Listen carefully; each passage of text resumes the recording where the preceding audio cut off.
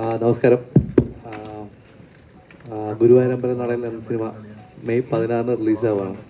അപ്പോൾ ഞങ്ങളൊരു 1.5 വർഷമായിട്ട് ഇതിൻ്റെ പുറകിൽ വർക്ക് ചെയ്യുന്ന എല്ലാവരും ഈ കാണുന്ന ക്രൂ, കാസ്റ്റ്, ഈ പറഞ്ഞ പോലെ പ്രൊഡ്യൂസേഴ്സ്, അതിൻ്റെ എല്ലാ ഗ്രൂപ്പ് മെമ്പേഴ്സും എല്ലാ ഡിപ്പാർട്ട്മെൻറ്റും 1.5 വർഷമായിട്ട് ഈ സിനിമയ്ക്ക് വേണ്ടി കഷ്ടപ്പെടുന്നുണ്ട്. അപ്പം ഇത് ശരിക്കും ഒരു വലിയ സിനിമയായി മാറുന്ന ഈ കാസ്റ്റിൻ്റെ ഒരു ഇത്രയും ആൾക്കാർ വരുന്നത്, ഇത്രയും അഭിനേതാക്കൾ വരുന്നതുകൊണ്ടാണ് ഇത്രയും വലിയൊരു സിനിമയായിട്ട് അത് മാറുന്നത്. പക്ഷേ അതിന് പിന്നിൽ പ്രവർത്തിച്ച ടെക്നീഷ്യൻസിനെ നമ്മൾ ഒരിടത്ത് മെൻഷൻ ചെയ്തിട്ട് എല്ലാം പുതിയ ആൾക്കാരാണ്. അപ്പോൾ നമ്മളിപ്പോൾ മറ്റു പടങ്ങൾ വെച്ച് കമ്പയർ ചെയ്യുമ്പോൾ ഇപ്പോൾ ക്യാമറാമാൻ ഫസ്റ്റ് പടമാണ് നീരജ് രവി, നമ്മുടെ ആർട്ട് ഡയറക്ടറും കമ്പാരിറ്റീവ്ലി പുതിയ ആളാണ് സുനിൽ കുമാരൻ എന്ന് പറഞ്ഞ ആൾ, മ്യൂസിക് അങ്കിത് മേനോൻ, പുള്ളി ഓൾമോസ്റ്റ് 1-2 പടങ്ങളായിട്ടുള്ളൂ. അപ്പം ഈവൻ എല്ലാവരും ഓൾമോസ്റ്റ് ടെക്നീഷ്യൻസ് എല്ലാം പുതിയ ആൾക്കാരാണ് നമ്മൾ വർക്ക് ചെയ്യുന്നത്. അപ്പം അതിൻ്റെ ഒരു മെയിൻ അഡ്വാൻറ്റേജ് എനിക്ക് അവരെല്ലാം ഈ 1.5 വർഷത്തേക്ക് കിട്ടിയെന്നുള്ളതാണ്. അപ്പം ഈ സിനിമ അവരുടെ കൂടെ സിനിമയാണ്. അപ്പം അവർക്ക് ഞാനൊരു താങ്ക്സ് പറയാൻ ഈ സ്പേസ് ഞാൻ യൂസ് ചെയ്യണം. കൂടെ എല്ലാവരും ഈ സിനിമ കാണണം എന്ന് ഞാൻ അഭ്യർത്ഥിക്കുന്നു. Thank you.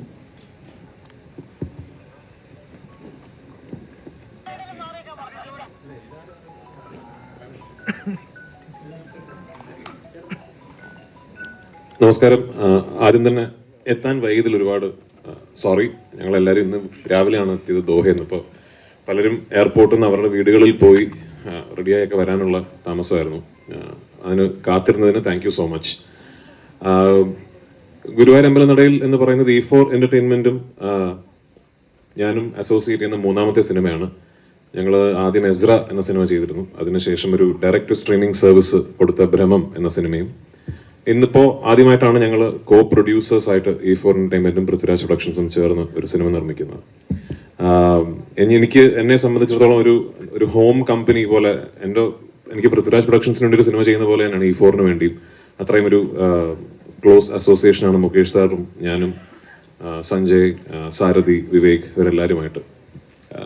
ഈ കഥ ഞാൻ കേൾക്കുന്നത് കുറച്ച് വർഷങ്ങൾക്ക് മുമ്പാണ്.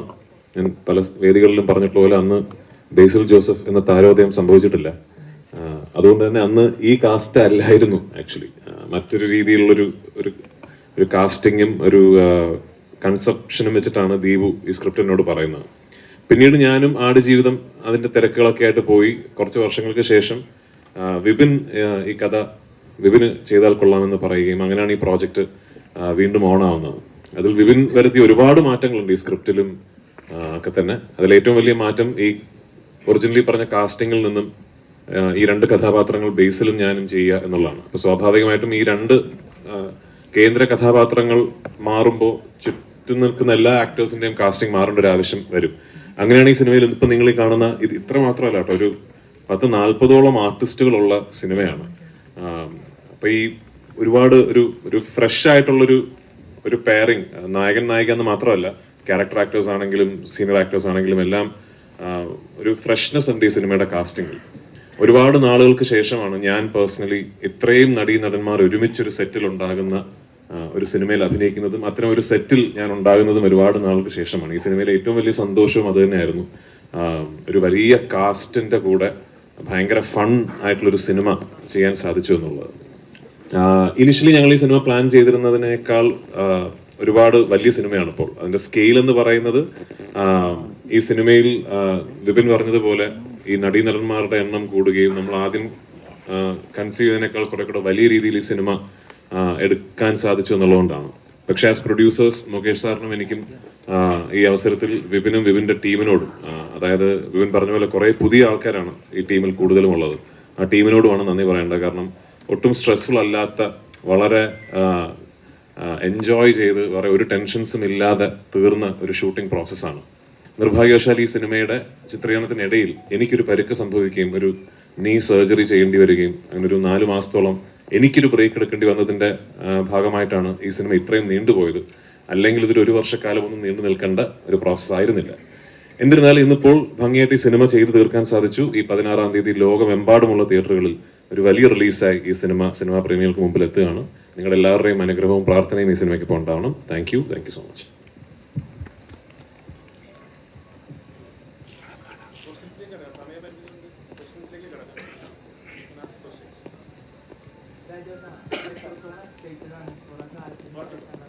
Mike.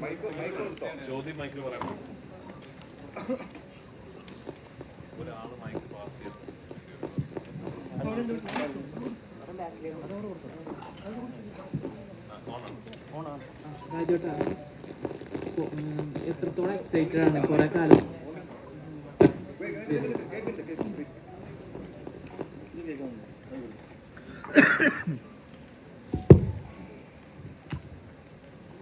രാജേട്ടാ എത്രത്തോളം എക്സൈറ്റഡ് ആണ് കുറെ കാലത്തിന് ശേഷമാണല്ലോ ഒരു ഹ്യൂമർ ട്രാക്കിലേക്ക് തിരിച്ചു വന്നത്?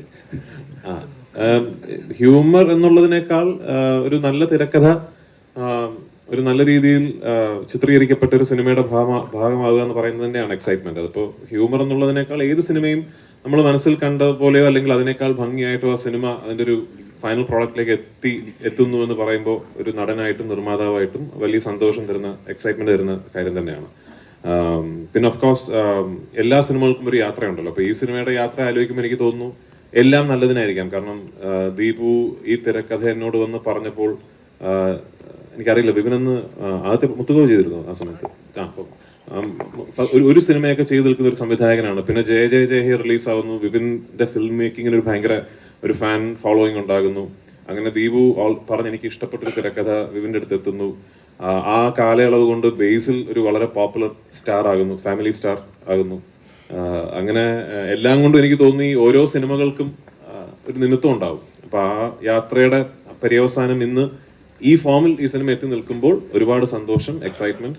പിന്നെ ഈ ഞാൻ നേരത്തെ പറഞ്ഞല്ലോ, കുറെ നാളുകളായി അറ്റ്ലീസ്റ്റ് ഞാൻ ഇങ്ങനൊരു സിനിമയിൽ അഭിനയിച്ചിട്ടും സത്യത്തിൽ ഇങ്ങനൊരു സിനിമ കണ്ടിട്ടും ഈ കുറെ നടീനടന്മാരൊക്കെ ഉള്ള രണ്ട് കുടുംബങ്ങൾ, അവർക്കിടയിൽ നടക്കുന്ന കുറച്ച് തെറ്റിദ്ധാരണകൾ, എല്ലാ പ്രായപരിമിതിയിലുമുള്ള കഥാപാത്രങ്ങൾ, എല്ലാവർക്കും റിലേറ്റ് ചെയ്യാൻ പറ്റുന്ന ഇൻസിഡൻസ്, അങ്ങനെ കുറെ കൺഫ്യൂഷൻസ്, കാര്യങ്ങൾ അങ്ങനെ ചെന്ന് അവസാനിക്കുന്ന ഒരു വലിയ ക്ലൈമാക്സ്, എല്ലാ സിനിമയിലെ എല്ലാ ക്യാരക്ടേഴ്സും എല്ലാ നടീനടന്മാരും ഒരുമിച്ച് പങ്കെടുക്കുന്ന ഒരു വലിയ ക്ലൈമാക്സ് സീക്വൻസ്.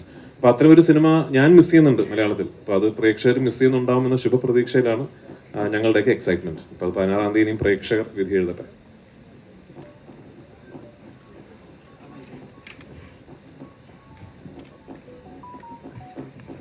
ഈ മെയിൽ ഈഗോ ട്രിഗർ ചെയ്യുന്ന ചിത്രങ്ങളുണ്ട്. ഇപ്പൊ അയ്യപ്പൻ കോശി, ഡ്രൈവിംഗ് ലൈസൻസ്, മഹേഷിന്റെ പ്രതികാരം, അത്തരത്തിലൊരു ചിത്രമാണോ ഈ ഗുരുവായൂർ അമ്പലനടയിൽ? അല്ല, ഇത് ആ സിനിമകളുടെ ഒരു കോർ എലിമെന്റ് അല്ല ഈ സിനിമയുടെ ഇത്. പക്ഷെ ഈ സിനിമയിലും രണ്ട് ഫ്ലോഡ് ആയിട്ടുള്ള ആൾക്കാരാണ് ഇതിലെ രണ്ട് പ്രധാന പ്രൊട്ടാഗണിസ്റ്റുകൾ. ഇപ്പോ അയ്യപ്പനും കോശിയും എന്ന് പറഞ്ഞാൽ നമ്മൾ ഒറ്റ നോട്ടത്തിൽ കോശി കുര്യൻ വില്ലനും അയ്യപ്പൻ നായർ നായകനും എന്ന് തോന്നിയാലും സത്യത്തിൽ നമ്മൾ ഒന്ന് അനാലിറ്റിക്കലായിട്ട് ചിന്തിച്ചാൽ രണ്ടുപേരും കുഴപ്പം പിടിച്ച ആൾക്കാരാണ്. രണ്ടുപേരും ഫ്ലോഡ് ആയിട്ടുള്ള ഹ്യൂമൻസ് ആണ്. അപ്പൊ അവർക്കിടയിൽ സംഭവിക്കുന്ന കുഴപ്പങ്ങളാണല്ലോ. ആ സിമിലാരിറ്റി ഉണ്ട് ഇതില് വിനു എന്ന ബേസിലെ കഥാപാത്രവും ആനന്ദൻ എന്ന ഞാൻ ചെയ്യുന്ന കഥാപാത്രവും അടിസ്ഥാനപരമായിട്ട് ഫ്ലോഡ് ആയിട്ടുള്ള ആൾക്കാരാണ്. അവർക്ക് ഒരുപാട് കുഴപ്പങ്ങളുള്ള കക്ഷികളാണ്. അപ്പൊ അവർക്കിടയിൽ ഉണ്ടാകുന്ന പ്രശ്നങ്ങൾക്കും ആ കുഴപ്പങ്ങളുടെ ഒരു സ്വഭാവമുണ്ട് എന്നുള്ളതിനപ്പുറത്തേക്ക് ആ പറഞ്ഞ സിനിമകളുമായിട്ട് അങ്ങനെ കമ്പയർ ചെയ്യാൻ പറ്റുന്ന ഒരു സ്വഭാവമില്ല ഈ സിനിമയ്ക്ക്. ആനന്ദൻ ഒരു സൈക്കോ ആണ്. സൈക്കോ അത് ആനന്ദിനെ ആര് കാണുന്നു എന്നനുസരിച്ചിരിക്കും. മോൻ കണ്ടാൽ ചിലപ്പോൾ സൈക്കോ ആയിട്ട് തോന്നിയേക്കാം. ഈ ബേസില് ഇപ്പം എന്താണ് റീസെന്റ് ഇപ്പൊ ഒരു ഡയറക്ടർ എന്ന നിലയിൽ ഒരുപാട് അച്ചീവ്മെന്റ്സ് കാര്യങ്ങളൊക്കെ അതിന് ശേഷം ഈ നേരത്തെ പറഞ്ഞ പോലെ ഒരു ഫാമിലി സ്റ്റാർ എന്ന നിലയിൽ ഇപ്പം മലയാളത്തിൽ നിൽക്കുകയാണല്ലോ. ഇപ്പൊ പൃഥ്വിരാജിനെ പോലെ ഒരു ആക്ടറിന്റെ കൂടെ അഭിനയിച്ചത് കരിയറിൽ ഒരു അച്ചീവ്മെന്റ് ആയിട്ട് കരുതുന്നുണ്ടോ?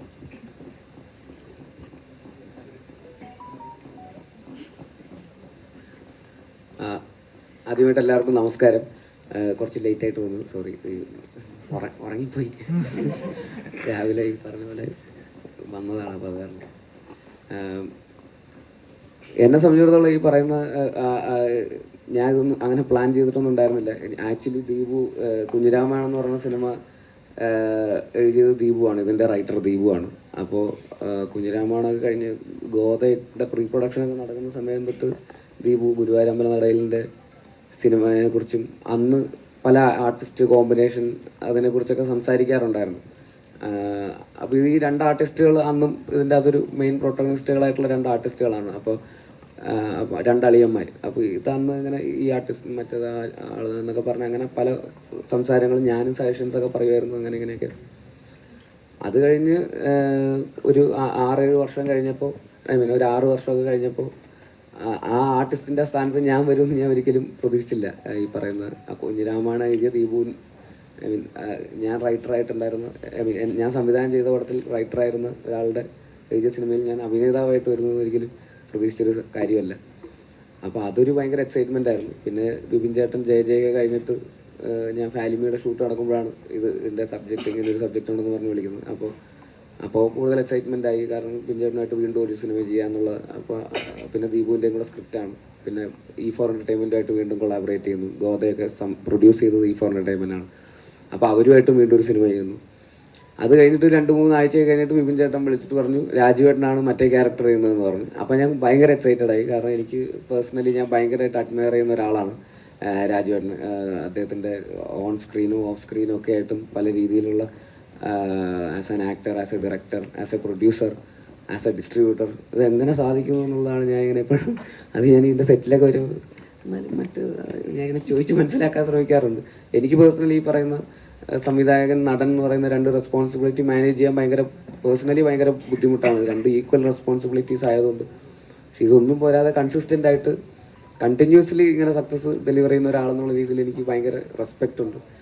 അപ്പോൾ അദ്ദേഹത്തിൻ്റെ കൂടെ ഒരു സിനിമയിൽ ഇങ്ങനെ ഒരു പ്രൊട്ടഗണിസ്റ്റ് ആയിട്ട് ഉള്ളൊരു റോള്, അങ്ങനെ ഈക്വലി ഇമ്പോർട്ടൻ്റ് ആയിട്ടുള്ളൊരു റോള് ചെയ്യാൻ പറ്റുക എന്ന് പറയുന്നത് ഭയങ്കര ഭയങ്കര അഭിമാനം തോന്നിയൊരു കാര്യം തന്നെയായിരുന്നു. അപ്പോൾ അതിന് ഒരുപാട് സന്തോഷം. ഇങ്ങനൊരു വേദിയിൽ അവസാനം എല്ലാവരും കൂടി ഇങ്ങനെ ഇരിക്കുന്നു, ഒരുമിച്ചിരിക്കുന്നു. 16-ാം തീയതി റിലീസാവുന്നു. എല്ലാവരും കണ്ടിട്ട് അഭിപ്രായങ്ങൾ അറിയിക്കുക. Thank U.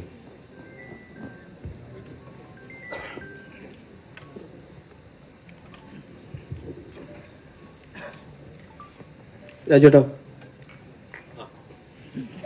ഈ ക്യാരക്ടർ ചേഞ്ചിങ് എന്ന് പറഞ്ഞിരുന്നു, ആദ്യത്തെ ബേസിലിൻ്റെ ആണ് ചേട്ടൻ ചെയ്യുന്നത്. അപ്പോൾ ഈ പടം കണ്ടു കഴിഞ്ഞപ്പോൾ ബേസിൽ എന്നെക്കാട്ടി കൂടുതൽ സ്കോർ ചെയ്തു, എനിക്കത് ചെയ്യാമായിരുന്നു എന്ന് തോന്നിയായിരുന്നു. 2 ക്യാരക്ടർ കൊണ്ട് ഒരാൾക്ക് ചെയ്യാൻ പറ്റില്ലല്ലോ. അല്ല, ബേസിൽ ആദ്യത്തെ ക്യാരക്ടർ ചേട്ടൻ ചെയ്യാൻ വെച്ചതാണ് ബേസിന് കൊടുത്തത്. അപ്പോൾ ഈ അന്ന് എന്നോട് ഇപ്പൊ ഞാൻ ആദ്യമായിട്ട് ദീപു ഈ കഥ എന്നോട് പറഞ്ഞപ്പോൾ ബേസിലിന്റെ കഥാപാത്രം ഞാൻ ചെയ്ത കഥാപാത്രം മറ്റൊരു നടനുമാണ്. അപ്പൊ അതാരാണെന്ന് പറയുന്നില്ല. അപ്പൊ അന്ന് ഈ സിനിമ നമുക്ക് കുറച്ച് കഴിഞ്ഞിട്ട് ചെയ്യാം, ഇപ്പൊ ഉടനെ ചെയ്യേണ്ട, കുറച്ച് കഴിഞ്ഞിട്ട് ചെയ്യാമെന്ന് ഞാൻ പറഞ്ഞതിന്റെ പ്രധാന കാര്യം തന്നെ ആ കാസ്റ്റ് ഒന്ന് ഫ്രഷ് ആകണം, അല്ലെ അത് റെപ്പറ്റീഷൻ ഫീൽ ചെയ്യും, കുറച്ച് ഫ്രഷ് ആയിട്ട് വേണം അത് ചെയ്യാൻ എന്നുള്ള ഇതിലാണ് ഞാൻ കുറച്ച് കഴിഞ്ഞിട്ട് ചെയ്യാന്ന് പറഞ്ഞത്. ഞാൻ വിപിന്റെ വേർഷൻ പറഞ്ഞപ്പോൾ എനിക്ക് ഏറ്റവും കൂടുതൽ ഒരു ഫസ്റ്റ് ഡ്രാഫ്റ്റിൽ നിന്നും എനിക്ക് ഏറ്റവും അട്രാക്റ്റീവ് ആയിട്ട് തോന്നിയത് ഈ കാസ്റ്റ് ചേഞ്ച് തന്നെയാണ്.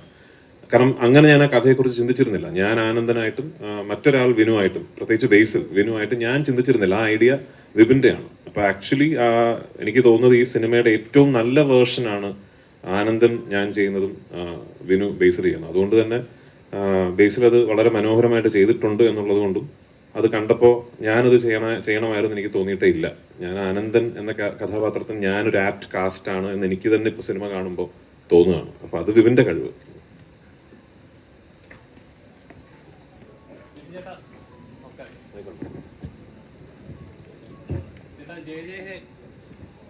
ജയ ഹേ ഇറങ്ങിയ സമയത്ത് അത് വൻ ഹിറ്റായിരുന്നു. ഫാമിലി ഓഡിയൻസിനായാലും ശരി, യൂത്തിനായാലും ശരി, ഒരുപാട് ചിരിക്കാനായിട്ടായാലും എന്റർടൈൻ ചെയ്യപ്പെടുന്ന നല്ലൊരു ചിത്രമായിരുന്നു. ബേസിലൊക്കെ ഒരുപാട് ചിരിച്ച സീനുകളുണ്ടായിരുന്നു. അപ്പോൾ ഈ ഗുരുവായൂരമ്പല നടയിൽ വരുമ്പോൾ അത് പക്ക ഒരു എന്റർടൈനിങ് കോമഡി ചിത്രമാണെന്ന് ട്രെയിലറിലൂടെ നമുക്ക് മനസ്സിലാവുന്നുണ്ട്. എങ്ങനെയാണ് ഈ ഇവർ ചെയ്ത ഇത് കറക്റ്റ് ആയിരിക്കും എന്ന് കറക്റ്റ് ഒരു ഡയറക്ടറുടെ പോയിന്റ് ഓഫ് വ്യൂ ഉണ്ടാവുമല്ലോ? അല്ല, അത് സ്ക്രിപ്റ്റ് ഡിമാൻഡ് എന്ന് പറയുന്നത്. ആ സ്ക്രിപ്റ്റിൽ ജയ വേറൊരു തന്നെ റൂട്ടിലുള്ളൊരു സർക്കാസ്റ്റിക് മൂവിയാണ്. അതൊരു കോമഡി മൂവിയായിട്ട് ട്രീറ്റ് ചെയ്ത് നമ്മൾ ഫൈനൽ ഔട്ട് കാണുമ്പോഴാണ് അത് കോമഡി ആയിട്ട് തോന്നുന്നത്. അത് ഷൂട്ട് ചെയ്യുമ്പോൾ സമയത്തൊക്കെ നമ്മൾ ചിലപ്പോൾ ചിരിക്കാം, ചിലപ്പോൾ ചിരിക്കാതിരിക്കാം എന്നുള്ള കൺഫ്യൂഷൻ ഉണ്ടായിരുന്നു. ചിലപ്പോൾ നമ്മൾ ചെയ്യുന്ന ഓർഡു ആണോ എന്നൊക്കെ തോന്നുകയും അതിനകത്ത് ബേസിക്കലി ഒരു സ്ത്രീയുടെ എമോഷൻ ആണല്ലോ വെച്ച് നമ്മൾ പ്ലേ ചെയ്യുന്നത്. അപ്പോൾ ചിലർക്ക് ചിരി വരണമെന്നില്ല. അപ്പം ആ ഒരു പേടിയും കൺഫ്യൂഷനും ഉണ്ട്. പിന്നെ അതിനെ മ്യൂസിക് ചെയ്യാൻ ഭയങ്കര പാടാണ്, സർക്കാസ്റ്റിക്കലി ചെയ്യാൻ ഭയങ്കര പാടാണ്. അത് ആളുകൾ എങ്ങനെ എടുക്കുമെന്ന് അറിയില്ല. പക്ഷെ ഒരു കോമഡി മൂവി ചെയ്യണമെങ്കിൽ നമുക്ക് അതിനെ സപ്പോർട്ട് ചെയ്ത് കൊടുത്താൽ മതി എന്നുള്ളതാണ്. അപ്പോൾ അതിനനുസരിച്ച് ആർട്ടിസ്റ്റുകൾക്കൊക്കെ മാറ്റം വരാം, അവർക്ക് എന്തുവേണോ ചെയ്യാം എന്നുള്ള സ്പേസ് ഒക്കെ ഉണ്ട്. അപ്പം ജയന്ന് ഗുരുവായൂരിലോട്ട് വരുമ്പോൾ രണ്ട് സ്ക്രിപ്റ്റ് ആയതിൻ്റെ ഒരു ബെനിഫിറ്റ് ആണ്. അപ്പം അതുമായിട്ട് നമുക്ക് കമ്പാരിസൺ ചെയ്യാൻ പറ്റില്ല. എന്നാലും ഇതിന് ഒരു നമ്മൾ കണ്ട് ശീലിച്ച് വന്ന കോമഡി സിനിമയുള്ള ട്രാക്കിലുള്ള ഒരു സിനിമയാണ്. അപ്പം കോമഡി ഉണ്ടോ എന്ന് വെച്ചാൽ കോമഡി ഉണ്ട്, പക്ഷെ അത് നിങ്ങൾ ചിരിച്ചറിയാതെ അത് കോമഡി ആവുള്ളൂ. അപ്പോൾ അതുവരെ കോമഡി ഉണ്ടെന്ന് പറയാൻ എനിക്ക് ഭയങ്കര കോൺഫിഡൻസ് കുറവുണ്ട്. അപ്പം അതൊരു വെഡ്ഡിങ് ആണ് എൻ്റെ ഹൈലൈറ്റ്. നമ്മളൊരു കല്യാണം കൂടുക എന്നുള്ളൊരു പരിപാടിയിലാണ് ഞാൻ ഫോക്കസ് ചെയ്തിരുന്നത് പടം മൊത്തത്തിൽ. അപ്പം ആ ഒരു കല്യാണം നടക്കുമോ ഇല്ലയോ എന്നൊക്കെ ഉള്ളൊരു കൺഫ്യൂഷൻ വരുന്ന സിനിമയാണ്. അതാണ് എൻ്റെ ഓൺലൈനിൽ ഒറ്റ വാക്കി പറയുകയാണെങ്കിൽ കല്യാണം നടക്കുമോ ഇല്ലയോ, അല്ലെങ്കിൽ കല്യാണം എന്തായിരിക്കും അവസ്ഥ, ഇതാണ് നമ്മുടെ ഹൈലൈറ്റ്. അപ്പോൾ അത് ബേസ് ചെയ്ത് പോകുമ്പോൾ അതിനകത്ത് കോമഡി ഉണ്ട്, പാട്ടുണ്ട്, ഡാൻസ് ഉണ്ട്, ഫൈറ്റ് ഉണ്ട്, ഇല്ലെങ്കിൽ കുറേ കൺഫ്യൂഷൻസ്, പറയുന്ന ഇമോഷൻസ് ഉണ്ട്, എല്ലാം ഉണ്ട്. അപ്പം ഇതൊരു കംപ്ലീറ്റ് കോമഡി പടമാണോ എന്ന് ചോദിച്ചാൽ എനിക്ക് അങ്ങനെ പറയാൻ പറ്റില്ല, പക്ഷെ എന്നാലും കോമഡി ഉണ്ട് പടത്തിൽ. നോർമലി ഒരു എല്ലാ ജോണേഴ്സ് എടുത്ത് നോക്കുകയാണെങ്കിൽ ഹ്യൂമർ ആയിരിക്കും കുറച്ചുകൂടെ റിസ്ക് ആയിട്ടുള്ളത്. കാരണം വെച്ചാൽ എപ്പോഴും നമ്മൾ കമ്പാരിസൺ ഇന്ന പടത്തിൽ ഇത് വന്നിട്ടുണ്ടോ, എപ്പോഴും അങ്ങനെ ഒരു കമ്പാരിസൺ എപ്പോഴും ഉണ്ടാവാറ്. ഈ പടത്തിൽ ഇന്ന സീനില്ലേ, അങ്ങനെ ഒരു കമ്പാരിസൺ എപ്പോഴും നമ്മൾ ചെയ്യാറുള്ളതാണ്. അപ്പോൾ ഇങ്ങനെ ഒരു പടം ചെയ്യുന്ന സമയത്ത് അല്ലെ ഹ്യൂമർ വർക്കൗട്ട് ആവുന്നത് എപ്പോഴും നമ്മൾ കെയർഫുൾ ആയിട്ടായിരിക്കുമല്ലോ ഓരോ കാര്യങ്ങൾ ചെയ്യുന്നത്. അങ്ങനെ ഒരു പേടിയുണ്ടോ? അല്ല, എല്ലാം ചെയ്യാനും പേടിയുണ്ടാവും. ഹ്യൂമർ മാത്രമല്ല, ത്രില്ലർ ചെയ്യാനും ആക്ഷൻ ചെയ്യാനൊക്കെ പേടിയുണ്ടാവും. എന്ത് ചെയ്താലും നമ്മളിപ്പോൾ ഏതെങ്കിലും സിനിമയുടെ സൈഡിലോട്ട് ചെന്നെത്തും. നമ്മൾ കണ്ട സിനിമകളോ അല്ലെങ്കിൽ നമ്മൾ അറിയാത്ത സിനിമകൾ ജെ ചെയ്ത് വന്നു കഴിഞ്ഞിട്ടാണ് ഞാൻ മറ്റൊരു സിനിമയെക്കുറിച്ച് അറിയുന്നത് തന്നെ. അപ്പം നമുക്കത് അറിയാൻ പറ്റില്ല, ഇത് എവിടേക്ക് എങ്ങോട്ടൊക്കെ പോകുന്നു. അതും അതിൻ്റെ ഒരു ഫൈനൽ റിസൾട്ട് എന്തായാലും പേടിയോടെ തന്നെ ആയിരിക്കും നമ്മൾ കാണുന്നത്. അപ്പം അത് കോമഡി ആയാലും ഏതായാലും ഒരേപോലെ തന്നെയാണ്.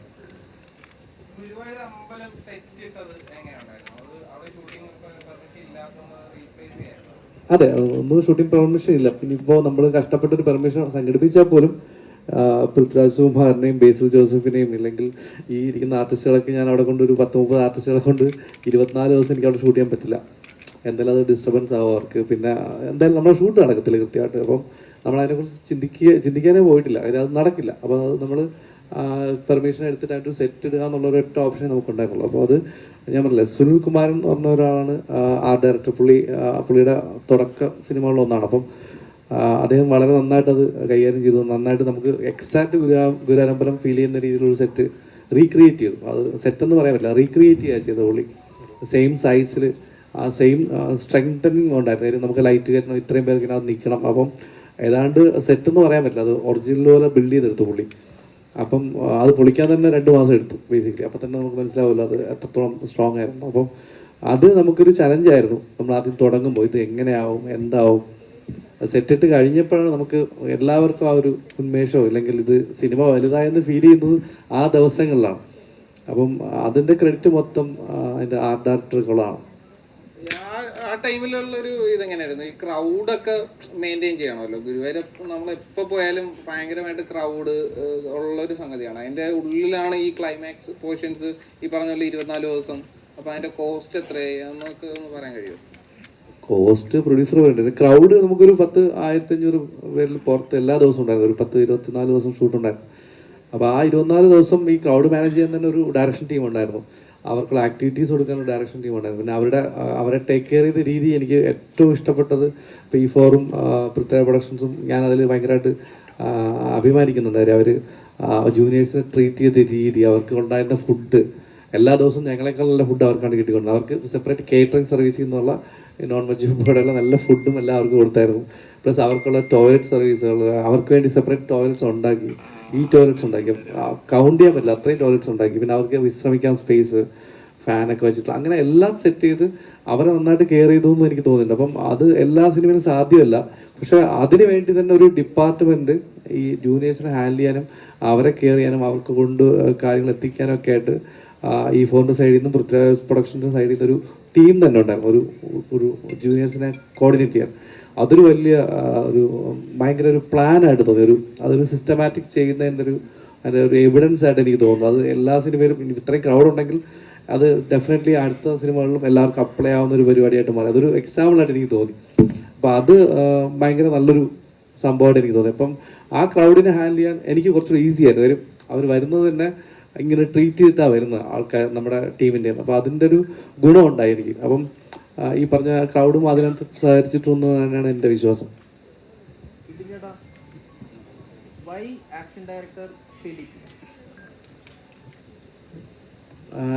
ഫെലിക്സ് ഞാൻ നമ്മളൊരു സാധനം പറയുമ്പോൾ നമ്മൾ ഒരു ആക്ഷൻ ഡയറക്ടർ ഇവിടുന്നുള്ള നോർമലുള്ള ആൾക്കാരെ വിളിക്കുമ്പോൾ അവർ വരുന്നു, ഷൂട്ട് ചെയ്യുന്നു, പിന്നെ നമ്മൾ അതിൻ്റെ റിസൾട്ട് കാണണം. അപ്പോൾ എന്നെ സംബന്ധിച്ച് എനിക്ക് അങ്ങനെ പറ്റില്ല. എനിക്ക് ആക്ഷൻ, എനിക്കത് കൊറിയോഗ്രാഫി ചെയ്ത് ഒരു ഡാൻസ് കൊറിയോഗ്രാഫി പോലെ നമ്മൾ ഷോർട്ട് പ്ലാൻ ചെയ്യുന്ന പോലെ എനിക്ക് അതിൻ്റെ ഫൈറ്റ് എൻ്റെ മനസ്സിലുണ്ട്. അപ്പോൾ അതെനിക്ക് കൊറിയോഗ്രാഫി ചെയ്ത് കാണണം. അപ്പോൾ അവർ എനിക്ക് കാണിച്ചു തരും, അവരെന്നെ ഫൈറ്റ് ചെയ്ത് കാണിച്ചു തരും, ഇതാണ് നടക്കാൻ പോകുന്ന ഫൈറ്റ്. അപ്പോൾ അതിലെനിക്ക് ചേഞ്ചസ് വരുത്താം, എന്നിട്ട് നമുക്ക് ഡിസ്കസ് ചെയ്യാം. ആ ഡിസ്കഷനിൻ്റെ പുറത്താണ് വീണ്ടും ഒരു ഷൂട്ട് ചെയ്യും. ആ സാധനം ഷൂട്ട് ചെയ്ത് ഞങ്ങളെ കാണിച്ച് ഇതിൻ്റെ ആംഗിൾസ്, കട്ട്സ് എല്ലാം നമ്മൾ ഫിക്സ് ചെയ്ത് എല്ലാം ലോക്ക് ചെയ്തിട്ട് പ്രിവ്യൂ നമ്മൾ കണ്ടു. എന്നിട്ടാണ് നമ്മൾ അതിന് ഷൂട്ട് ചെയ്യാൻ പോകുന്നത്. അപ്പോൾ നമുക്ക് ആവശ്യമുള്ള പോർഷൻസ് മാത്രം എടുക്കാൻ പറ്റും. അപ്പം അതിന് എനിക്ക് ഭയങ്കര ഗുണം ചെയ്തത് രാജുവിൻ്റെ ഇഞ്ചുറി ഉണ്ട്. അപ്പം ആ ഇഞ്ചുറി ടൈമിലും പുള്ളി അധികം ബുദ്ധിമുട്ടിക്കാതെ ആവശ്യമുള്ള ഷോട്ടിൽ മാത്രം മാർക്ക് ചെയ്ത് സ്ട്രെസ്സ് കുറച്ച് നമുക്ക് ചെയ്യാൻ പറ്റി. അതിപ്പം ജയിലാണെങ്കിലും സെയിം കണ്ടീഷൻസ് ബേസിലും ദർശനയും ഫൈറ്റ് ചെയ്ത് പോകണ്ടായിരുന്നു. അപ്പം ഫെലിക്സ് വരുമ്പോൾ എനിക്ക് അതാണ് ഏറ്റവും ഗുണമായിട്ട് തോന്നിയത്. കാര്യം നമ്മുടെ കൂടെ പുള്ളി ഉണ്ട് ഫുൾ ടൈം. ഒന്ന്, രണ്ട്, പുള്ളി സ്ക്രിപ്റ്റിനനുസരിച്ചിട്ട് ഷോർട്ട് ഡിവിഷൻ ചെയ്ത് എനിക്കത് ഒരു ഡിസ്കസ് ചെയ്തിട്ട് ചെയ്യാൻ പറ്റും. ഇപ്പം നമ്മൾ നോർമൽ ആക്ഷൻ ഡയറക്ടേഴ്സ് ആണെങ്കിൽ അവർക്ക് ഒരുപാട് തിരക്കുണ്ടാവും, അവർ വരുന്നു, ആ സമയത്ത് ഷൂട്ട് ചെയ്യുന്നു, പോകുന്നു മാത്രമേ ഉണ്ടാവുള്ളൂ. ഇത് പുള്ളിക്ക് ടോട്ടാലിറ്റിയെ കുറിച്ച് നല്ല ധാരണ ഉണ്ടാവും. ക്യാരക്ടേഴ്സ് എന്താണ് പെരുമാറുന്നത്, അവരുടെ സ്വഭാവം എന്താണെന്ന് വരെ പുള്ളിക്കറിയാം. അപ്പോൾ അതുകൊണ്ട് ഫെലിക്സുമായിട്ട് എനിക്ക് വർക്ക് ചെയ്യാൻ ഭയങ്കര എക്സൈറ്റ്മെന്റ് ഉണ്ടാവും എപ്പോഴും. ആ പുള്ളിക്ക് പറഞ്ഞാലൊക്കെ മനസ്സിലാവും, എനിക്കും പുള്ളി പറഞ്ഞതൊക്കെ മനസ്സിലാവും. അല്ല, പുള്ളി ജർമ്മൻ ഭാഷയാണ് ഹാൻഡിൽ ചെയ്യുന്നത്. അപ്പം കുറച്ച് അത്യാവശ്യം ഇംഗ്ലീഷ് അറിയാം. ഞാനും ശ്രമിക്കും സംസാരിക്കാനൊക്കെ. പക്ഷെ എന്നാലും ട്രാൻസ്ലേറ്ററായിട്ട് ആൾക്കാരുടെ ഇടയിൽ ഉണ്ടാവും. പിന്നെ ഞങ്ങൾ ഈ പറഞ്ഞ മലയാള സിനിമകളിലെ ആക്ഷൻ ഫൈറ്റ് എങ്ങനെയാണ്, ഇപ്പം ഈ മറ്റേ നമ്മൾ പിടിവലി സാധനങ്ങളൊക്കെ ഉണ്ടല്ലോ, നമ്മൾ മറ്റേ കോമഡി ആയിട്ടുള്ള അതൊക്കെ എങ്ങനെ ചെയ്യണം എന്നുള്ള പഴയ സിനിമയുടെ റെഫറൻസ് കാണിച്ചു കൊടുക്കും പുള്ളിക്ക്. പുള്ളി അതിൽ കുറച്ചു നേരം പണിയെടുക്കുന്നുണ്ട് പുള്ളി. അപ്പം സിനിമ എന്ന് പറയുന്ന ഭാഷ ഒരു വിഷയമല്ലെന്ന് നമുക്കറിയാമല്ലോ, വിഷ്വലാണല്ലോ. അപ്പോൾ അത് വിഷ്വലും സൗണ്ടിലും നമ്മളത് ട്രീറ്റ് ചെയ്യുമ്പോൾ അത് ഇനിയിപ്പം എത്ര ഭാഷ അറിയണത്ര ഒരാളെ നമുക്ക് എവിടെയും കൊണ്ടുപോയി പിച്ച് ചെയ്യാൻ പറ്റും എന്നുള്ള ഉറപ്പാണ്. അത് ഫെലിക്സ് പ്രൂവ് ചെയ്തിട്ടുണ്ട്. പൃഥ്വിയുടെ ക്യാരക്ടർ സെറ്റ് ചെയ്തത് എങ്ങനെയായിരുന്നു? ഇപ്പം ഓവർ ദി ടോപ്പ് ആയിട്ടുള്ള ഒരു പരിപാടിയാണ് എന്ന് നേരത്തെ പറഞ്ഞിരുന്നു. അപ്പം അത് ഇപ്പം നമുക്കറിയാം, പൃഥ്വിയുടെ ഇപ്പം മുമ്പുള്ള ക്യാരക്ടേഴ്സിന്റെ അത് കോമഡി പ്രസന്റ് ചെയ്യുന്നതിനൊക്കെ ഒരു സ്റ്റൈലുണ്ട്. അപ്പൊ അതിൽ നിന്ന് ഒരു വ്യത്യസ്തമായിട്ടുള്ള ഒരു പരിപാടിയാണോ പിടിച്ചിരിക്കുന്നത്? അല്ല, അങ്ങനെ വ്യത്യസ്തമാക്കാൻ വേണ്ടി ശ്രമിച്ചിട്ടൊന്നുമില്ല. കാര്യം ഈ സിനിമ കുറച്ച് ആളുകൾക്ക് റിലേറ്റ് ചെയ്യണമെന്നുണ്ട്. പിന്നെ ഇത് ശരിക്കും നമ്മൾ ഈ താരങ്ങളെ നമ്മൾ താരങ്ങളായിട്ട് കാണുന്നൊരു സിനിമ തന്നെ ഇരിക്കുന്നത്. ഇത് പൃഥ്വിരാജ് ആണെങ്കിലും ബേസിലാണെങ്കിലും നിഖിലയാണ്, അനുശ്വരാണെന്നൊക്കെ നമ്മൾ ഫീൽ ചെയ്യുന്ന ഒരു സിനിമയായിരിക്കും. അത്രയും ഭയങ്കര ക്യാരക്ടർ പിടിക്കാനുള്ള സിനിമയല്ല. നമ്മളൊരു കല്യാണം കൂടാൻ പോകുന്നൊരു സിനിമയാണ്. അപ്പം ആ ഒരു വൈബിൽ പോകുന്നതുകൊണ്ട് നമുക്ക് ഒരുപാട് ക്യാരക്ടർ ചേഞ്ച് ഒന്നും വരുത്താൻ പറ്റില്ല. എന്നാലും ആ ക്യാരക്ടർ ഡിമാൻഡ് ചെയ്യുന്നത് അങ്ങനെ പ്രസന്റ് ചെയ്യണമെന്നാണ്. അപ്പം എന്നാലും സിനിമയുടെ ആ പിന്നോടുള്ള പോക്കിന് ഗുണകരമാവുള്ളൂ. കാര്യം നമ്മൾ ഭയങ്കര റിയലിസ്റ്റിക് ആയിട്ട് പടം പിടിച്ചാൽ അവസാനം എത്തുമ്പോൾ നമ്മൾ ലോജിക്കൊക്കെ കയ്യിൽ നിന്ന് പോകുന്നുണ്ട് പലയിടത്തും. ആ കയ്യിൽ നിന്ന് പോകുമ്പോൾ ഇതുവരെ കണ്ട സിനിമയല്ലോ നിങ്ങൾ കാണുന്നതെന്ന് വിചാരിക്കും. അപ്പോൾ അതുകൊണ്ട് സിനിമയിലെ ക്യാരക്ടേഴ്സിനാണെങ്കിലും സിനിമയിലുണ്ടാകുന്ന സീനുകളുടെ കുഞ്ഞു കുഞ്ഞു കാര്യങ്ങളിൽ വരെ നമ്മൾ കുറച്ച് എക്സാജറേറ്റ് ചെയ്തിട്ടാണ് മുന്നോട്ട് പോകുന്നത്. അത് സിനിമയുടെ അവസാനം എത്തുമ്പം ഈ പറഞ്ഞ ലോജിക്കൽ ഇഷ്യൂസ് ഉണ്ടാവാതിരിക്കാനാണ്. അപ്പം ലോജിക്കൽ ഇഷ്യൂസ് എന്തായാലും ഉണ്ടാവും. ആ ലോജിക്ക് മാറ്റി വെച്ചിട്ട് സിനിമ കാണേണ്ടി വരും. ഇപ്പം നമ്മൾ പണ്ട് ഇപ്പോൾ പറക്കുന്നലിയോ അല്ലെങ്കിൽ CD മൂസയൊക്കെ കാണുന്ന പോലെ ഞാൻ ആ സിനിമ വെച്ച് കമ്പയർ ചെയ്യുന്നില്ല, ലോജിക്ക് കുറച്ച് മാറ്റി വെച്ച് കണ്ടാൽ ഇഷ്ടപ്പെടും എന്നുള്ളതാണ്. അപ്പം ആ ലോജിക്ക് ഒഴിവാക്കാൻ വേണ്ടി ഇതിനെല്ലാം ഞാൻ കുറച്ച് റിയൽ ലൈഫിൽ നിന്ന് കുറച്ച് അപ്പ് ചെയ്ത് സിനിമ ചെയ്യേണ്ടിയിരിക്കുന്നു. അപ്പം ആ ക്യാരക്ടേഴ്സും അതിനനുസരിച്ച് കുറച്ച് ഓവർ ദ ടോപ്പ് ചെയ്യേണ്ടി വരും. അതിപ്പം നമ്മൾ രാജുവിനെ മാത്രമായിരിക്കും ചിലപ്പോൾ ട്രെയിലർ ടീസർ അങ്ങനെ കണ്ടത്. ഇവിടെ ഇരിക്കുന്ന എല്ലാവരും അതുപോലെ ചെയ്യുന്ന ഇച്ചിരി കിളി പോയാൽ ഇച്ചിരി കാരിക്കേച്ചറായിട്ടുള്ള ക്യാരക്ടേഴ്സ് തന്നെയാണ്. ഈ പുതിയൊരു വൃത്തിയെ കാണാമെന്ന് പറഞ്ഞല്ലോ, എത്തരത്തിലാണ് അങ്ങനെ ഒരു തോന്നല്? ഇത് തന്നെയല്ലേ എൻ്റെ അടുത്ത് മെനിഞ്ഞാന്ന് ചോദിച്ചു. അല്ല, ഞാൻ പറഞ്ഞിട്ടുണ്ട് പുതിയൊരു പ്രത്യേക കാണാൻ. കാര്യം അന്ന് മുമ്പ് കാലിൽ ഇഞ്ചുറി ഉണ്ടായിരുന്നല്ലോ, ഇഞ്ചുറിക്ക് ശേഷം ഒരു പുതിയ വൃത്തി. അല്ല, നമ്മൾ ആടുജീവിതത്തിൽ ഞാനത് ശ്രദ്ധിച്ചിട്ടായിരുന്നു. അത് നമ്മൾ എൻ്റെ ഒരു സിനിമ പുള്ളി ചെയ്ത ഇതിൽ നമുക്കൊരു നെഗറ്റീവ് ഷെയ്ഡുള്ള എന്നാൽ കോമഡി ഹാൻഡിൽ ചെയ്യുന്ന ആദ്യം അങ്ങനത്തെ ഒരു ജോണറിൽ രാജു ചെയ്തിട്ടില്ല. പിന്നെ ഈ പറഞ്ഞ ബാക്കി കാസ്റ്റ് ബേസിലോട്ടുള്ള കോംബോ സീക്വൻസസ്, നിഖിലായിട്ടുള്ള സീക്വൻസസ്, ഇപ്പം ഈ നമ്മളെ അശ്വിൻ, സിജു പോലുള്ള ആൾക്കാർ, പിന്നെ സീനിയേഴ്സ് ആയിട്ടുള്ള ഇങ്ങനെ പല ടൈപ്പ് ഗ്രൂപ്പുകൾ ഇതിനകത്തുണ്ട്. ആർട്ടിസ്റ്റ് വൈസ് ഇവരുടെയൊക്കെ കോമ്പിനേഷൻസ് ഒക്കെ നല്ല രസമായിട്ട് വരും. ഇപ്പം പ്രത്യേകിച്ച് എനിക്ക് ജോമോനും വന്നിട്ടില്ല, ജോമോനും രാജുവായിട്ടുള്ള സീന് നമ്മൾ എഴുതുമ്പം ആ സീൻ എങ്ങനെ ഉണ്ടെന്ന് അറിയില്ല. അത് ലാസ്റ്റ് മിനിറ്റ് നമ്മൾ മാറ്റുന്നു, എന്നിട്ട് ലാസ്റ്റ് വീണ്ടും ഷൂട്ട് ചെയ്യുമ്പോൾ അതെങ്ങനെ ആളുകൾ പെർഫോം ചെയ്യുന്നറിയില്ല, രാജു ആണെങ്കിലും ജോമോൻ ആണെങ്കിലും. പക്ഷെ അത് പെർഫോം ചെയ്തപ്പോൾ വേറൊരു സാധനം വന്നു.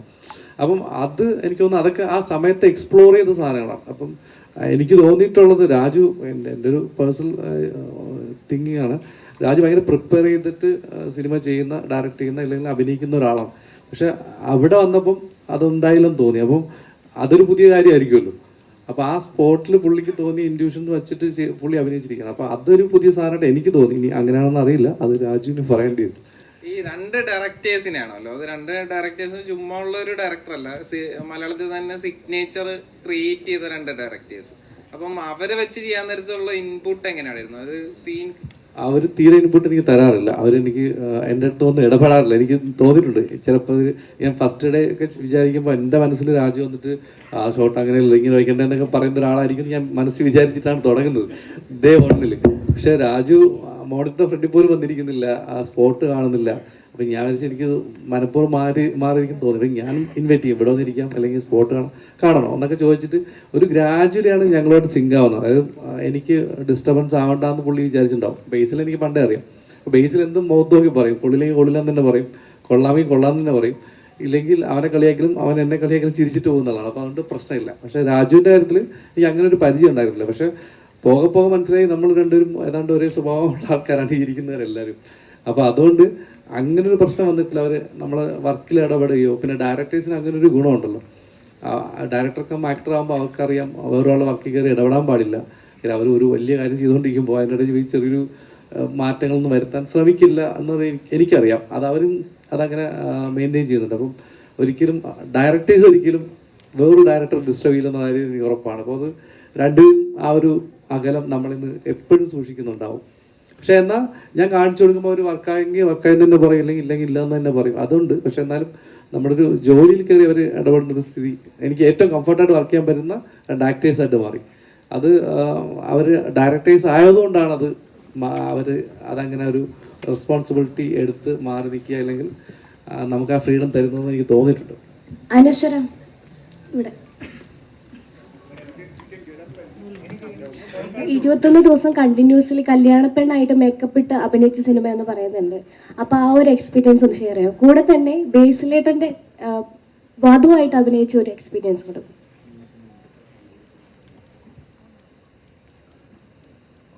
ഹലോ, ഹായ്, എല്ലാവർക്കും നമസ്കാരം. 21 ദിവസം നമ്മൾ ഈ ഗുരുവായൂർ സെറ്റ് ഇട്ടിട്ടാണ് നമ്മളത് ഷൂട്ട് ചെയ്തത്. അപ്പം ഫസ്റ്റ് ഡേ റെഡിയായി എല്ലാം സെറ്റായി. ഞാൻ ഭയങ്കര എക്സൈറ്റഡ് ആയിരുന്നു. കല്യാണപ്പെണ്ണ്, നല്ല കോസ്റ്റ്യൂം, നല്ല ജ്വല്ലറി, മുല്ലപ്പൂ, ഭയങ്കര എക്സൈറ്റഡ് ആയിരുന്നു. പിന്നെ 2ാമത്തെ ദിവസം 3ാമത്തെ ദിവസം മുതലേക്ക് മനസ്സിലായി പാളി. കാരണം പറ്റില്ല, പുറത്തിറങ്ങിയ ചൂട്, അകത്ത്. കാരണം ഒരുപാട് ഈ പടത്തിൽ ആദ്യം തൊട്ട് അവസാനം വരെ ഒരുപാട് സീനിയർ ആയിട്ടുള്ള അല്ലെങ്കിൽ അല്ലാതെയും ഒരുപാട് ആർട്ടിസ്റ്റുകളുണ്ട്. അപ്പം എല്ലാവരും കൂടി ഒരുമിച്ച് വരുന്നതാണ് ഈ ക്ലൈമാക്സ് മൊത്തത്തിൽ, എല്ലാ ആർട്ടിസ്റ്റും. അപ്പം ക്ലൈമാക്സ് ആകുമ്പോൾ ഇവരെല്ലാവരെയും വെച്ച് ചെയ്യണം. അപ്പം നമുക്ക് അവിടെ വന്നിട്ട് നമ്മൾ കുറേ സമയം നമ്മൾ വെറുതെ ഇരിക്കേണ്ടി വരും ചിലപ്പോൾ. അപ്പം മിക്ക സമയങ്ങളിൽ നമ്മൾ ക്യാരവാനിൽ തന്നെ ആയിരിക്കും, അല്ലെങ്കിൽ ചില സമയത്ത് നമുക്ക് അവിടെ ഇരിക്കാൻ പറ്റില്ല, ബോറടിക്കും, പുറത്തേക്ക് ഇറങ്ങും. അപ്പം അങ്ങനെ അത് ഷൂട്ട് പോയിക്കൊണ്ടിരുന്നത്. ചിലപ്പം നമുക്ക് ഉറങ്ങാൻ പറ്റില്ല, കാരണം എനിക്ക് ഇത്രയും സെറ്റ് വെച്ചുകൊണ്ട് ഉറങ്ങാൻ പറ്റില്ല, റെസ്റ്റ് എടുക്കാൻ പറ്റില്ല. ബട്ട് സ്റ്റിൽ പുറത്തേക്ക് ഇറങ്ങി ആ ഷൂട്ടൊക്കെ കാണുന്ന സമയത്ത് ഭയങ്കര രസമാണ്. കാരണം ആ ചെയ്യുന്ന രീതി, അതായത് എല്ലാം ഷൂട്ട് ചെയ്തേക്കുന്ന ഓർഡറിലായിരുന്നില്ല, ബട്ട് സ്റ്റിൽ ആ കണ്ടിന്യൂറ്റി ആദ്യം മുതൽ അവസാനം വരെ അത് പിടിച്ച് ചെയ്തു. അപ്പോൾ അതൊക്കെ എനിക്കൊരു ന്യൂ എക്സ്പീരിയൻസ് ആണ്. ഇത്രയും വലിയൊരു സെറ്റിൽ ഇത്രയും സീനിയർ ആയിട്ടുള്ള ആൾക്കാർ കൂടി ചെയ്യാന്നുള്ളത് എനിക്ക് ഭയങ്കര ന്യൂ എക്സ്പീരിയൻസ് ആയിരുന്നു. സോ അത് ഞാൻ ഒരുപാട് എൻജോയ് ചെയ്തു. പിന്നെ ബേസിലേട്ടൻ്റെ വധു എന്ന് പറയുന്ന, വധു എന്ന് മാത്രമല്ല പേരായിട്ടാണെങ്കിലും എനിക്ക് ഭയങ്കര കംഫർട്ടായിരുന്നു ആളുടെ കൂടെ വർക്ക് ചെയ്യാൻ. ഇപ്പം നമ്മൾ എൻ്റെ സീൻ എടുത്ത് എൻ്റെ ക്ലോസ് ആണെങ്കിൽ കൂടി ആളെനിക്ക് അപ്പുറത്തിരുന്ന ആളുടെ ഡയലോഗ് എനിക്ക് ക്യാമറയുടെ ഇപ്പുറത്ത് എനിക്ക് ഡയലോഗ് പറഞ്ഞു തരും. സോ അത്രയും കംഫർട്ടബിൾ ആയിരുന്നു, അത്രയും സെറ്റായിരുന്നു എനിക്ക് ആളുടെ കൂടെ വർക്ക് ചെയ്യാൻ. അതേപോലെ ഇപ്പം എല്ലാവരുടെയും കൂടി മൊത്തത്തിൽ ഇപ്പം ഇവിടെ ഇരിക്കുന്ന എല്ലാ ആർട്ടിസ്റ്റിൻ്റെയും കൂടി എനിക്ക് ഒരുപാട് കാര്യങ്ങൾ പഠിക്കാനും നല്ല എക്സ്പീരിയൻസ് ആയിരുന്നു. അതേപോലെ എൻജോയ് ചെയ്തൊരു സിനിമയാണ് ഗുരുവായൂർ അമ്പലനടയിൽ. രാജുവേട്ടാ, മല്ലികാമ്മ പറഞ്ഞു കേട്ടിട്ടുണ്ട് ഇന്റർവ്യൂസിലൊക്കെ, അമ്മയ്ക്ക് ഏറ്റവും ഇഷ്ടം രാജുവേട്ടൻ്റെ കോമഡി ആയിട്ടുള്ള ക്യാരക്ടേഴ്സ് ആണെന്ന് പറഞ്ഞു കേട്ടിട്ടുണ്ട്. അപ്പം ഈ സിനിമ മല്ലികാമ്മേനെ എത്രത്തോളം സന്തോഷിപ്പിക്കും? അമ്മയ്ക്ക് ഭയങ്കര ഇഷ്ടപ്പെടാൻ സാധ്യതയുണ്ട് ഈ പടം. അമ്മയ്ക്കും നല്ല, ഇതൊരു അറ്റ്ലീസ്റ്റ് ഞാൻ പ്രതീക്ഷിക്കുന്നതാണ് കേട്ടോ, ഇപ്പം നാളെ റിലീസായിട്ട് അങ്ങനല്ലല്ലോ എന്ന് നിങ്ങൾ പറഞ്ഞാൽ അങ്ങനല്ല. എനിക്ക് തോന്നുന്നത് ഈ സിനിമയുടെ ഏറ്റവും വലിയ ഒരു ക്വാളിറ്റി ആയിട്ട് ഞാൻ കാണുന്നത് ഈ ഹാപ്പി വ്യൂയിങ് ആണ് സിനിമ. നമ്മൾ കാണുമ്പോഴും കണ്ടു തീരുമ്പോഴും ഒക്കെ ഒരു സന്തോഷം തരുന്ന സിനിമയാണ്. ഈ ഡോപ്പമീൻ ഷോട്ട് എന്ന് പറയുന്ന പോലെ നമുക്ക് ഒരു സിനിമ കണ്ടു കഴിയുമ്പോൾ നമുക്കൊരു ഹാപ്പിയായി അല്ലേ. അപ്പോൾ അത് അങ്ങനത്തെ സിനിമകളാണ് പലപ്പോഴും ആൾക്കാർ വീണ്ടും കാണാൻ ഇഷ്ടപ്പെടുകയും ചെയ്യുന്നത്. Because you want to go back to how the film made you feel. അപ്പൊ അത് അമ്മയ്ക്ക് മാത്രമല്ല, എനിക്ക് തോന്നുന്നു എല്ലാവർക്കും ഇഷ്ടപ്പെടാൻ സാധ്യതയുള്ളൊരു സിനിമയാണെന്നാണ് എൻ്റെ ഒരു ശുഭപ്രതീക്ഷ. അമ്മയ്ക്ക് പ്രത്യേകിച്ചും, കാരണം ഈ പറഞ്ഞാൽ അമ്മയ്ക്ക് ഞാൻ ഈ ലൈറ്റർ റോൾസ് ഒക്കെ ചെയ്യുന്നത് കാണാൻ ആണ് അമ്മയ്ക്ക് ഭയങ്കര ഇഷ്ടം. അമ്മയ്ക്ക് അമറക് ബ്രാൻഡിനെയൊക്കെ ഭയങ്കര ഇഷ്ടമാണ്. അപ്പോൾ അമ്മ 16-ാം തീയതി അല്ലെങ്കിൽ റിലീസായ ഉടനെ ആദ്യ ദിവസങ്ങളിൽ തന്നെ സിനിമ കാണുമെന്ന് പ്രതീക്ഷിക്കുന്നു. എൻ്റെ അമ്മയോട് ചോദിക്കാം.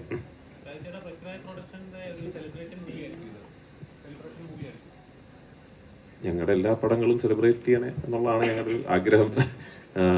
ഇത് അതെ, ഞാൻ ആ കാര്യത്തിൽ ഭയങ്കര അഭിമാനിക്കുന്നു. ഈ സിനിമ പൃഥ്വിരാജ് പ്രൊഡക്ഷൻസിന്റെ ബാനറിലാണ്, ഞങ്ങൾ കോ പ്രൊഡ്യൂസേഴ്സ് ആണ് ഈ സിനിമയുടെ എന്നുള്ള കാര്യത്തിൽ ഞാൻ തീർച്ചയായിട്ടും അഭിമാനിക്കുന്നു.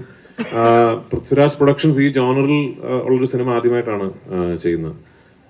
പിന്നെ ഓഫ് കോഴ്സ് ഇതിൽ ഞങ്ങൾക്ക് E4 എന്റർടൈൻമെന്റ് ഉണ്ട്, കൂടെ ഉണ്ട്. ആൻഡ് ഈ സിനിമ ചെയ്ത എക്സ്പീരിയൻസിൽ ഇപ്പൊ ഈ സിനിമ റിലീസാകുന്നതിന് മുമ്പ് പറയുമ്പോഴാണല്ലോ ഒരു ഭംഗി. ഉറപ്പായിട്ട് ഞങ്ങൾ ഇനി ഒരുമിച്ച് സിനിമകൾ ചെയ്യുകയും ചെയ്യും. അപ്പോൾ അങ്ങനെ വരട്ടെ, ഒരു അഭിമാനിക്കാൻ പറ്റുന്ന ഒരു സിനിമയാകട്ടെ റിലീസിന് ശേഷവും.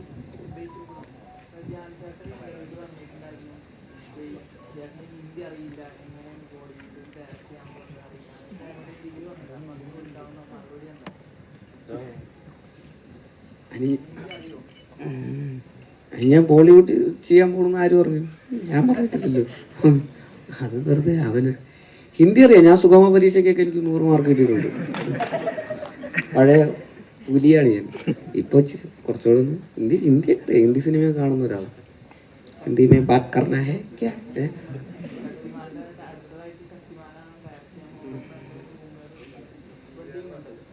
എനിക്കറിഞ്ഞൂടാ. ഞാൻ പണ്ട് കണ്ടിട്ടുണ്ട് ശക്തിമാൻ, നല്ലതാണ്. ഇല്ല, എനിക്കറിയില്ല സത്യം.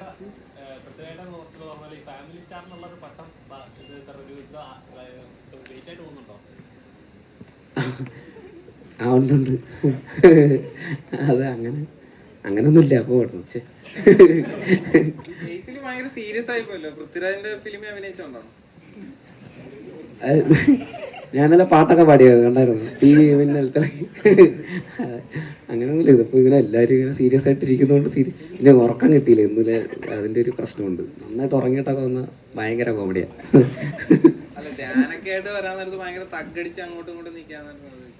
അല്ല, അത് ധ്യാനല്ലേ. ഇതിപ്പോ രാജ്യമായിട്ടല്ലോ. ഇല്ല, അങ്ങനല്ല. പക്ഷെ നിങ്ങളിങ്ങനെ പ്രതീക്ഷയുടെ അമിതഭാരം തരല്ലേ. എല്ലാവരും കഴിഞ്ഞ ദിവസം ഏതോ ഒരു സിനിമയുടെ ഷൂട്ടിന്റെ ഇടയിൽ പ്രാവൻകൂട്ട് ഷാപ്പിന്റെ ഷൂട്ടിന്റെ ഇടയിൽ ഒരു ചേട്ടൻ വന്ന് ഫോട്ടോ എടുത്തു. അപ്പോൾ ചേട്ടൻ ചോദിച്ചു തൃശ്ശൂരാ ഷൂട്ടിങ്. അപ്പോൾ ചേട്ടൻ ചോദിച്ചു ഏത് പടാന്ന് പറഞ്ഞു. ഞാൻ പറഞ്ഞു പ്രാവൻകൂട്ട് ഷാപ്പ്. അപ്പോൾ ചേട്ടൻ ഇന്റർവ്യൂ പൊളിക്കണട്ടാ. ഇന്റർവ്യൂ അപ്പൊ പടം ഇന്റർവ്യൂവിൽ ഇപ്പൊ അമിത പ്രതീക്ഷയായി തുടങ്ങി. അത് അങ്ങനെയൊന്നുമില്ല. അതൊക്കെ ഒരു വൈബല്ലേ. നിഖില, ഇന്റർവ്യൂസിലൊക്കെ പറഞ്ഞു കേട്ടിട്ടുണ്ട് രാജുവേട്ടൻ്റെ കൂടെ കുറെ സ്ലോ മോഷൻ സീൻസും കാര്യങ്ങളൊക്കെ ഉണ്ട് എന്ന് പറഞ്ഞു കേട്ടിട്ടുണ്ടായിരുന്നു. അപ്പം രാജുവേട്ടനിൽ നിന്ന് ഒരു നടി എന്ന നിലയിൽ രാജുവേട്ടനിൽ നിന്ന് എന്തൊക്കെയാണ് പഠിക്കാൻ പറ്റുക?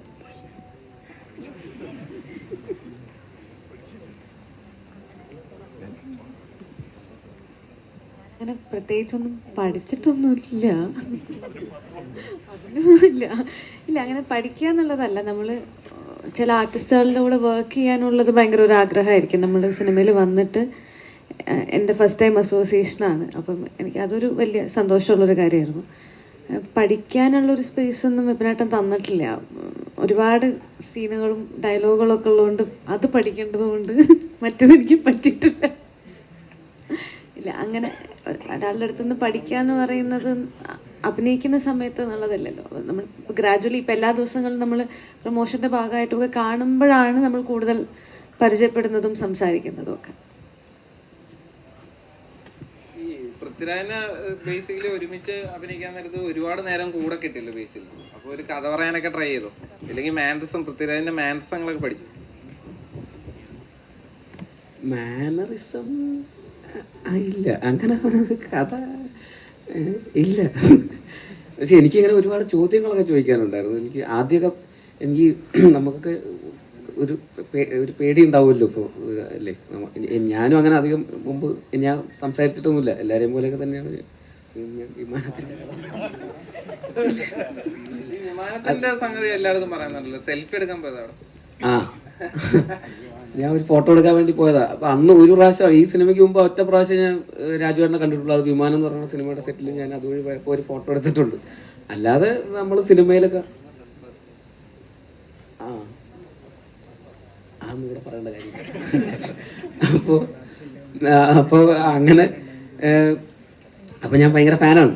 അപ്പൊ അത് കാരണം ഇതിന്റെ സെറ്റിൽ വന്നപ്പോൾ ഞാനും ഈ സിനിമയിലൊക്കെ കണ്ടിട്ടുള്ള അല്ലെങ്കിൽ ഇന്റർവ്യൂസിലൊക്കെ കാണുന്ന അല്ലെങ്കിൽ റീലിലൊക്കെ കാണുന്ന രാജുവേട്ടനാണ് എൻ്റെ മുമ്പിൽ. അപ്പോൾ എനിക്കും കുറച്ച് പേടിയുണ്ട്. മോണിറ്ററിന് പുറകിൽ ഇങ്ങനെ ഇരിക്കുന്നത്, നമ്മളിങ്ങനെ നമ്മളൊക്കെ കൂടെ ഇങ്ങനെ ഗ്യാങ് ആണല്ലോ, നീ ചോദിക്കും നീ പറ, അങ്ങനെയൊക്കെയാണ്. നീ പറ നീ ചോദിക്കും, അങ്ങനെയൊക്കെയാണ്. അപ്പോൾ ആദ്യമൊക്കെ അങ്ങനെയായിരുന്നു. പിന്നെ പിന്നെ നമ്മുടെ ഒരേ വൈബാന്ന് മനസ്സിലായി.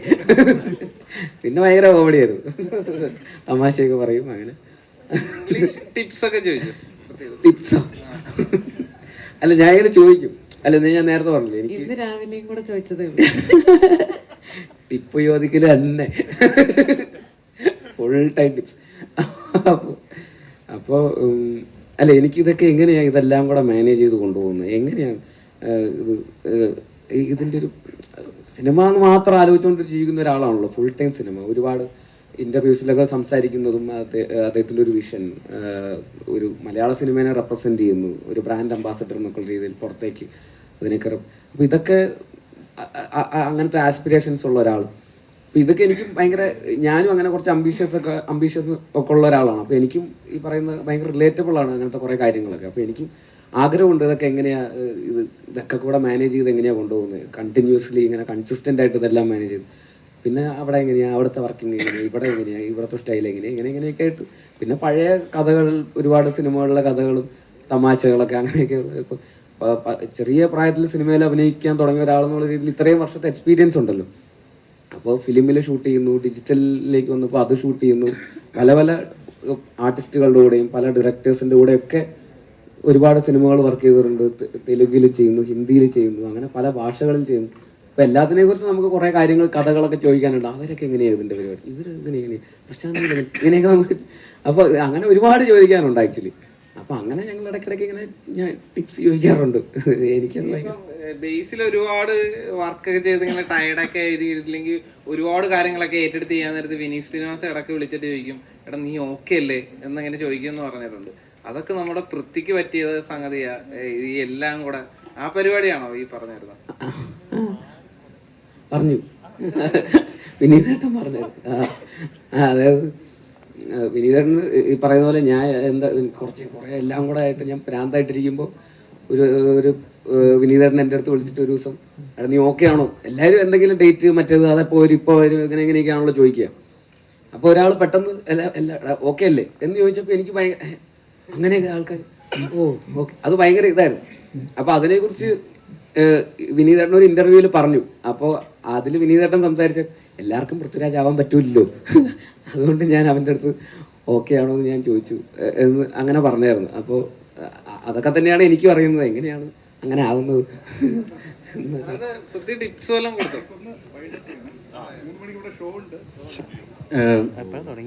Hi all, excuse me. എത്രത്തോളം സ്വപ്നതുല്യമാണ് ഈ സിനിമ? ഇപ്പം രാജുവേട്ടൻ തന്നെ കഴിഞ്ഞ ഒരു ഇന്റർവ്യൂ പറഞ്ഞു, പഴയ ഒരുപാട് നാളിന് ശേഷമാണ് കാരവാന് പുറത്തിതുപോലൊരു പഴയ കാലഘട്ടത്തെ ഓർമ്മിപ്പിക്കുന്ന രീതിയിൽ ആ സിനിമ സെറ്റിലെ അനുഭവങ്ങൾ എന്ന് പറയുന്നത്.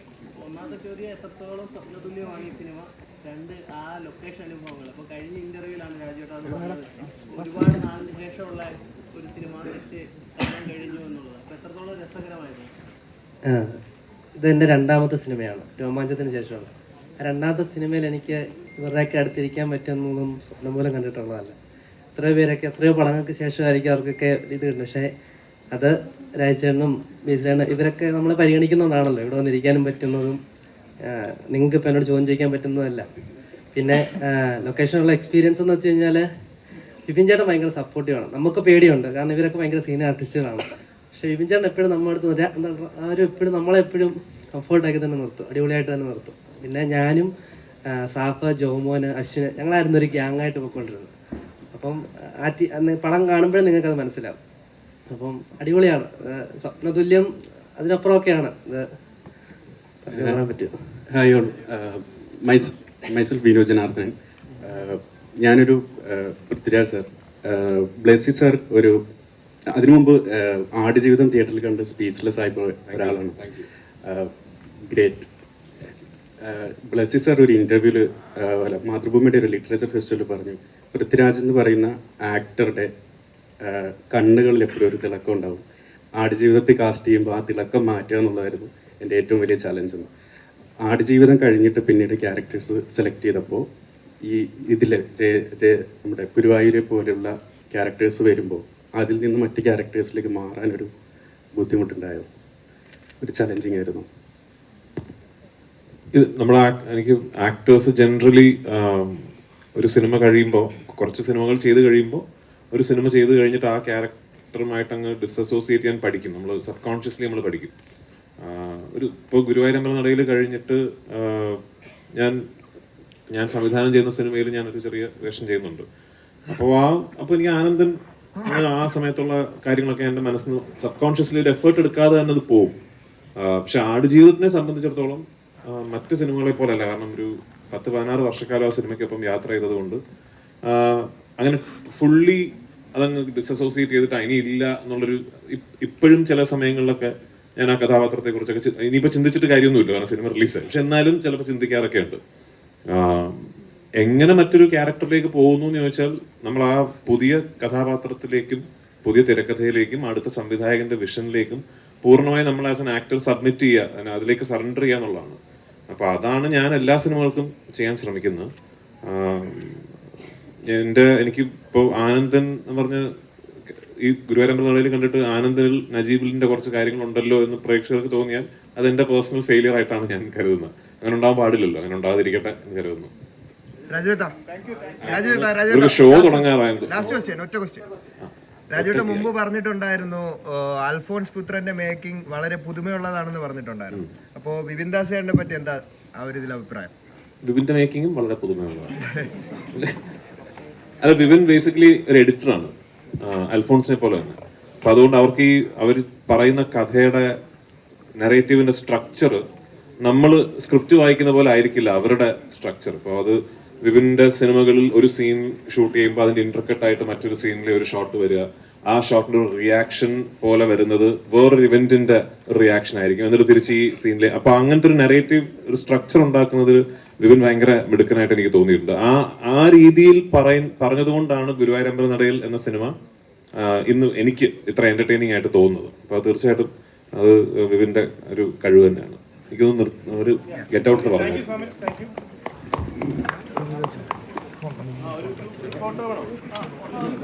എന്റെ ഫോൺ